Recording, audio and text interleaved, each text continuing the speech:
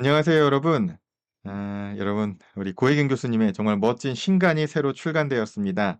나비효과 인터뷰에서도 꿈과 신화 전문가로서 여러분께 좋은 지혜를 전해드렸던 고혜경 선생님께서 자, 이번에는 우리 남성들을 위한 멋진 책을 출간해 주셨어요.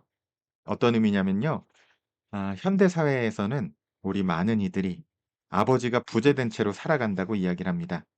현대인은 강력한 아버지도 친근한 아버지도 아 이제 잃어버린 남성성의 카오스를 겪고 있다고 하죠. 우리가 잃어버린 대상은요. 개인이 아닌 인간 정신의 DNA에 새겨진 보편적 패턴, 원형, 아버지의 아키타입을 의미를 하는데요. 건강한 우리의 남성성을 의미합니다. 무의식에 억압된 남성성은 그림자가 되어 폭력, 우울, 무기력으로 반드시 돌아오기 때문에 우리 안에 있는 여러분 여성 안에도 남성성이 있는 거 아시죠? 남성 안에도 여성성이 있는 것이고요. 그래서 이러한 어떻게 건강한 남성성을 회복할 수 있는가? 그래서 우리 삶을 균형 있게 살아갈 수 있는가에 관한 아주 깊은 통찰을 담은 책입니다. 제임스 힐머는 심리학적 다신관을 말합니다. 이게 어떤 뜻이냐면요. 인간의 정신은 단일하지 않으며 복잡다단한 다중심적 세계라는 거죠. 여러분 그리스 로마 신화 아시잖아요. 이 신들 있잖아요. 그 제우스부터 아테나부터 시작해서 디오니소스 다양한 신들이 바깥에 있는 신이 아니라 사실 우리 내면에 있는 원형을 상징한다는 의미입니다. 그래서 어느 한 신만 숭배해서는 이 균형이 다 무너져 버리기 때문에 다른 신들의 모습들을 그 다채로운 에너지를 골고루 우리가 존중할 수 있는 것이 우리가 심리적 건강함을 가지고 살아갈 수 있는 핵심인데요. 지금 이 책에서는 특히 남성성이 많이 무너져 있기 때문에 이 건강한 남성성에 관한 지혜를 알려주는 내용으로 구성이 되어 있습니다. 부성의 진화의 계통도라고 하는데요. 태초에 신이 있죠. 우라노스. 영과 물질이 완벽한 분리된 상태인데 사실은 의식적으로는 집단 의식에서 우리가 미분화된 상태를 상징을 합니다. 자, 그 아버지의 성기를 절단을 하면서 혁명을 일으키는 크로노스가 있죠. 이 크로노스는 하지만 자아팽창과 통제로 이제 변질이 되면서 독재자를 상징하게 되는데 또 이 크로노스를 또 여러분 물리치고 일어난 제우스가 이제 등장을 하죠. 제우스는 다양성의 수용이고 모순을 견디는 다중심적 리더십을 상징합니다. 자, 우라노스, 빛을 허락하지 않는 무한한 창공의 상징은요. 현상이 생명이 이제 잉태되자마자 가야의 깊은 곳에 이제 묻혀버리도록 하죠. 이 심리적 의미는 이게 뭘 의미하냐면요. 새로운 통찰력, 창의성, 미래의 가능성이 의식 위로 떠오르는 것을 원천봉쇄하는 가장 고대적인 아버지의 의식을 의미하고요. 증상은요. 하늘 아래 새로운 것은 없다는 닫힌 세계관 속에서 그리고 영과 물질이 단절된 상태에서 살아가도록 만드는 하여간 부작용이 있죠. 자 거기에 비해서 이제 그 아버지를 또 극복하고 나온 이제 크로노스인데요. 아버지를 거세하여 영의 새 시대를 연 젊은 영웅이지만 또 변화가 두려워 자식을 집어삼키는 권력자. 자기 자녀들을 다 하데스부터 다 집어삼키잖아요. 포세이돈부터. 그래서 타인과 세상을 완전히 통제하려는 전능의 통제의 강박을 상징합니다. 혁명가와 독재자는 동전의 양면으로 이제 자식 미래를 먹어치우는 체제는 극심한 세대 갈등과 청년의 우울을 낳습니다. 요새 나타나는 어떤 삶의 국면들과도 여러분 좀 겹쳐서 보이는 면이 확실히 있죠. 자, 제우스는요. 이 두 아버지들을 다 극복한 거죠. 다채로움을 조율하는 통합의 원탁. 그 제우스 신전에 보면 다양한 신들이 같이 있잖아요. 우리 내면에 있는 그 에너지들을 다 상징을 하는 거고요. 이 모순의 대극 있잖아요. 그 에너지들 간에 그것들을 흑백 논리를 넘어 균형과 조화를 창조하는 다중심적 리더십을 얘기를 합니다. 그래서 제우스는 또 재밌는 건 제우스가 바람둥이로 아주 유명하잖아요. 그런데 이것은 뭘 상징하냐면요. 크로노스가 무의식과 단절체인데 자아에 갇혔다면은 제우스는 고대 여신들뿐만 아니라 다양한 여성들, 이제 아니마죠. 아니마들과 잘 어울리는 모습을 상징을 합니다. 또 폭력이 아닌 자연의 미세한 소리에 귀를 기울이는 오라클 이것들을 또 이야기하기도 하고 이렇게 제우스처럼 남성 내면의 여성성을 존중할 때 비로소 경이로운 깨달음과 진정한 리더십이 완성된다는 의미입니다. 반피라는 얘기가 아니고요. 우리 내면에 있는 여성성, 남성의 경우에는 또 여성의 경우에는 우리 내면에 있는 남성성과 그리고 그리고 남성의 경우에는 여성성과 건강한 균형의 관계를 맺으라는 의미입니다. 자, 이것도 참 재밌는 도표인데요. 인류의 지난 2000년은요. 여기 보이시는 아폴론 보이시잖아요. 이 아폴론 서구 철학을 상징을 하죠. 이성에게 철저하게 네.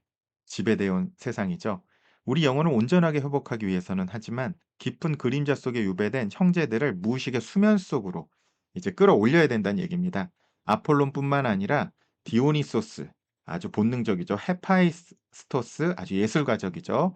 그리고 또 하데스, 그다음에 중심을 잡는 헤르메스. 여러분, 이 이 신들을 새로 만날 때, 우리 원형들을 만날 때 이것이 바로 우리 마음의 오디세이, 영웅의 여정의 시작이라고 얘기를 하는 거죠.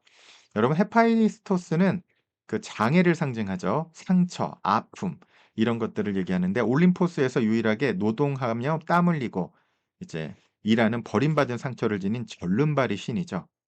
하지만 신체적 결함과 거절의 상처를 회피하지 않고 정면으로 마주하여 창조의 동력으로 승화시키는 우리 내면의 힘을 상징합니다. 열등감과 무기력, 상처, 트라우마, 이 뜨거운 용광로를 거쳐 찬란한 예술품으로 재탄생해내게 하는 힘이죠. 이거를 상처의 연금술, 버림받고 여러분 세상 살면서 우리가 얼마나 많은 아픔들과 취약성을 갖습니까? 그리고 그걸 숨기려고 꽁꽁 애를 쓰죠. 하지만 우리 나비스쿨에서 여러분 그림자 북살롱을 스페셜 북살롱으로 하고 있잖아요. 곧 또 공지 드릴 텐데요. 이 취약성을 우리의 그림자를 있는 그대로 수용할 때 이것이 강력한 연금술로 또 혹은 알라딘에서 보이는 램프로 우리 안에 작동하게 된다는 것. 그래서 나비스쿨에서 가장 인기 있는 독서 클럽 중에 하나로 이제 아 자리매김하게 된 이유기도 하죠. 이것이 우리의 상처가 우리의 가장 빛나는 황금이 될 수 있다는 것. 자, 또 아까 얘기한 서구 사회를 지배해 왔던 또 우리가 현대 교육을 통해서 우리가 받아왔던 아폴론입니다. 태양과 영원한 젊음, 명료함, 객관성을 상징하는 서양 철학과 과학의 아이콘이고요. 이에 대한 병리적 그림자는 대상과 철저히 거리를 두며 불완전한 삶을 완벽히 예측하고 통제하려는 강박적 염원에 시달리게 되죠. 이제 머리가 그러니까 이성이 감정과 본능을 억눌러서 삶의 복잡성을 오직 이분법으로 쪼개버리게 됩니다. 책추남도 지금도 그러고 있는지도 모르겠습니다. 너무나 이제 현대 사회의 교육을 받았기 때문에 야 이게 참 그러나 삶을 살다 보니까 절대로 이성적으로 논리적으로 해결되지가 않죠. 자, 아폴론의 신전인 델포이의 역설인데요. 아폴로는 무질서의 상징인 거대한 용 피톤을 죽여 빛의 자리를 확립했고 그 위에 세워진 거죠. 그러나 이성의 정조인 델포이 신전은 역설적으로 가장 깊은 대지의 갈라진 틈, 무의식을 상징이죠. 가스에 취해 신탁을 내리죠. 자, 아무리 고고한 지성이라도 그 뿌리는 끈적하고 복잡한 대지, 가이아의 본능에 맞닿아 있을 수밖에 없다는 것도 이 델포이 신전이 재밌는 게 9개월은 아폴론을 섬기지만 완전히 반대극에 있는 신, 여러분 디오니소스를 또 3개월을 섬긴다고 하죠. 우리의 정신의 균형이 빛과 그림자 이것들과 같이 균형을 맞춰야 된다. 이렇게 이해하면 되는 아주 깊은 지혜라고 생각합니다. 자, 여러분 또 잘 아시는 헤르메스. 여러분 명품으로도 좋아하시죠? 장사의 신이자. 네. 근데 이 헤르메스는요. 대립하는 두 세계 이성과 본능, 삶과 죽음의 경계를 자유롭게 드나드는 전령이죠. 그래서 상반된 힘을 얽매어서 얽어매어 새로운 합의와 균형을 도출해내는 민주주의와 협상의 전문가고요.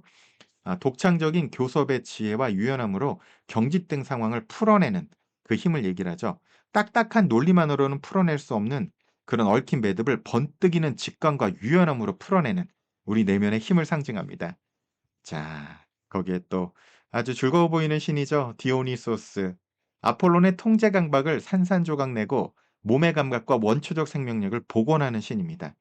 안전을 위해 스스로를 가둔 영혼의 감옥을 부수고 놓아버림과 내맡김을 통해 엑스터시 황홀경에 도달합니다. 여기에 관한 여러분 놓아버림 데이비드 호킨스 그다음에 또 네 가지 질문의 바이런 케이티 그다음에 또 엑스터시 또 성혜영 교수님의 책도 같이 다 소개해 드렸었죠, 여러분. 우리가 이제는 통합된 의식으로 가야 되는 거죠. 죽을 힘을 다해 밀어붙이는 방식에서 벗어나 생명 그 자체의 리듬에 몸을 싣는 야성적 열정. 뭐 춤에 취한 것도 좋고 음악에 취하는 것도 좋고 예술에 취하는 것도 좋고 여러분 디오니소스의 힘을 우리가 잘 우리가 누릴 때 이 포도주를 마시는 그 풍성함을 우리가 누리면서 살 수 있는 아주 중요한 에너지죠. 자, 마지막으로 하데스입니다. 깊은 그림자로 유배된 풍요의 심연을 의미하죠. 죽음, 우울, 그리고 무의식의 가장 깊은 지하실을 가르치는 존재로요. 우리는 맹목적으로 하데스를 피하려 하지만 영혼을 진정으로 살찌우는 보물은 깊은 곳, 플루토, 이 부에 묻혀 있다고 합니다. 삶의 위기는 곧 하데스의 초대장이며 기꺼이 내면의 지혜로 하강하는 자만이 영혼의 비옥함을 누리게 되는 거죠. 알라딘이 깊은 동굴 속으로 갈 때, 너무나 어두운 숲으로 영웅이 그 길이 없는 그 길로 걸어갈 때, 알 수 없는 우리의 인생사에서 우리가 그 길로 기꺼이 나아갈 때, 여러분, 우리가 깊은 풍요를 만나게 된다는 지혜가 함께 하는 거죠. 그래서 황금빛 올림포스의 완성은 성숙한 부성, 제우스, 내면의 추함, 헤파이토스, 통제, 아폴론, 야성, 디오니소스, 시면, 하데스를 내치지 않죠. 빛과 어둠, 이성과 본능의 모든 남심들을 깨워 올림포스라는 하나의 온전한 자아, 여러분이 애벌레에서 나비로 되는 것도 이러한 통합에서 일어나는 거죠. 그래서 이것이 바로 당신을 고급한 영적 성장으로 이끄는 궁극의 심리적 연금술이 된다는 것. 이 책을 통해서 우리가 깊이 알 수 있고요. 책 보면서 '와 이게 정말 깊은 통찰이다.' 우리 실생활에 무슨 관계냐? 네. 이 깊은 통찰을 통해 이 깊은 영감을 통해서 우리가 에너지를 얻고 그 에너지를 통해서 우리 삶을 통해 무엇인가를 창조해 나가는 거죠. 여러분 약간 이 깊은 지혜를 가진 책도 찬찬히 한번 읽어 보시면 굉장히 큰 힘과 영감과 통찰을 얻으실 수 있을 거라고 믿습니다. 자, 언제나 여러분 책추남은 여러분께 이 "애벌레에서 나비로 함께 날아올라요."라고 말씀드리고 있죠. 여러분께서는 어떤 이 오늘 본 5명의 신 중에서 어떤 신들을 소외시켰는지 한번 댓글로 한번 적어 보시고요. 거기서 '난 어떤 신들을 더 좀 잘 돌봐야겠다.' 하는 생각이 있으면 한번 또 나눠 주시고 그 신들을 잘 볼 수 있는 여러분만의 좋은 방법들이 있으면 같이 또 우리 다른 구독자분들과 함께 나눠 주세요, 댓글로. 그렇게 우리가 서로와 서로의 꿈을 응원하고 우리가 애벌레에서 나비로 날아오르는 여정을 우리가 응원할 때 혼자 꾸면 꿈이지만 함께 꾸면 현실이 돼서 여러분 더 많은 애벌레들이 더 많은 나비로 날아오르는 우리 책주는 나비스쿨의 꿈을 함께 현실화할 수 있을 거라고 믿습니다. 그러려면요. 정말 구독, 좋아요, 알림 설정 같은 작은 여러분의 액션이 또 나비 효과를 일으키는 데 큰 도움이 되니까 꼭 함께 해 주세요. 그리고 우리가 언제나 하는 말 같이 해 볼까요? 저에게 영상을 통해서 그냥 해 주셔도 좋아요. 여러분 좋은 일이 눈사태처럼 몰려오고 있답니다. 그리고 지금 이 순간 여러분에게 떠오르는 분들에게 혹은 여러분 주변에 있는 분들에게 좋은 일이 눈사태처럼 몰려오고 있습니다. 라고 한번 전해 줘 보세요. 마음 한곳이 따뜻해지는 그런 뭉클함을 느껴보실 수 있을 거라고 믿습니다. 여러분, 오늘도 여러분의 나비 여정을 그리고 일으켜가는 나비 효과의 여정을 응원드립니다. 감사합니다.